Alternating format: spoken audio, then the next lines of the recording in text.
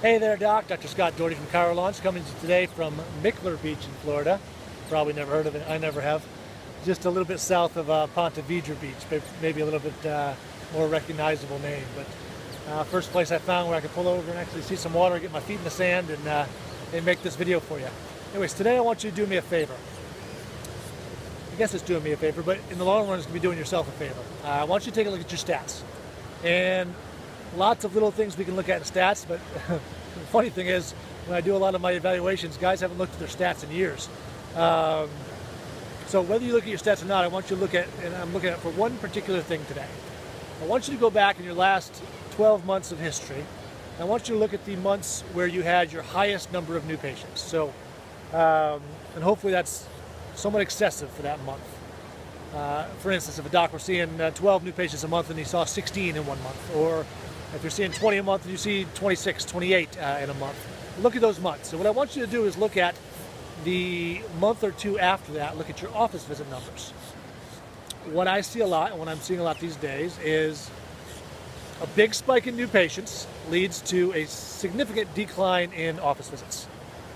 And people aren't noticing it. And when I look at it and I point it out, they look at me and they're wondering, how could that possibly be? Obviously, a spike in new patients should lead to an increase in your office visits as well, and it's just not playing out in the statistics. So I want you to look for that. And if you find it, if you find that to be true, spike in new patients leads to a decline in your office visits, you have a very significant capacity issue. You have a limit to what either mentally or physically you can see as far as patient volume is concerned. So very significant issue for you to deal with. Unfortunately, what I see happen in a lot of those cases is people then start looking for more new patients or to solve the problem in a different way, but more new patients are not going to help you. In fact, as you can see in your stats, new patients are hurting you. Every time you get more new patients, office visits go down. Hard for me to give you the answer to it in this short video.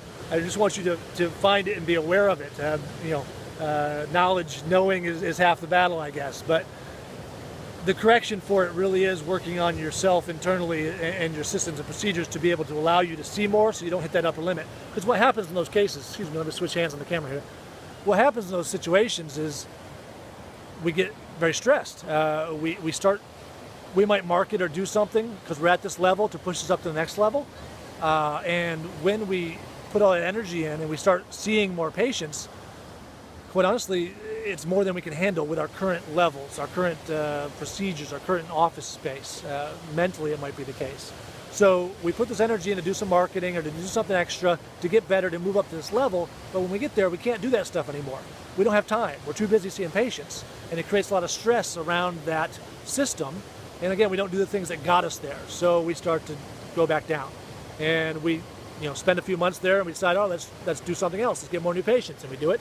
And we come back down because of all that stress. And sooner or later, you just got to be like, stop this ride. I want to get off.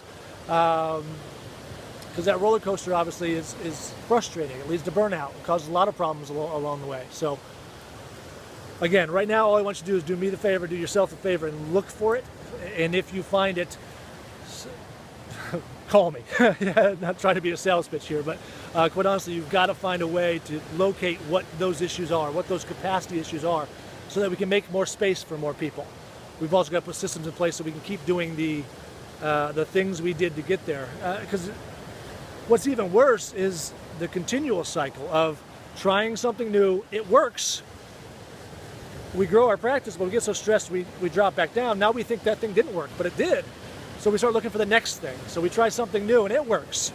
So we keep looking for new things that might work when the things we were doing were working. And it wasn't the things that are at fault. It's us. It's our mental capacity. It's our limits that are the problem. And we've got to be able to raise those limits. We've got to be able to want more, expect more, and be prepared for more. And when we are, some of those things might not even be necessary because we will just be attractive and fill that new space. But even if they are necessary, the old things will still work.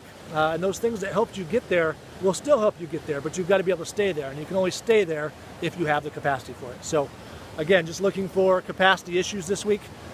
So go look at your stats, try to find those areas where increased new patients leads to decrease in office visits, point them out, be aware of them, if you're having that problem, leave me a comment down below, ask me a question, anything you want, I'm happy to help. But let's find solutions to these problems. So check out your stats. If you see something else, something completely different that just surprises you, put that down in the comments down below too. Ask me a question. I'm happy to point out other areas of statistics that I'm looking for that show me different practice problems, but this is a really significant one these days. These capacity issues are really eating practices away, causing a lot of burnout, a lot of fatigue, causing doctors to want to sell their practice, get out of chiropractic altogether because they just can't get through that upper limit. So look for it. Hope you enjoy these videos. I'll look forward to talking to you on my next stop. Not sure what that's going to be, but I'll talk to you soon.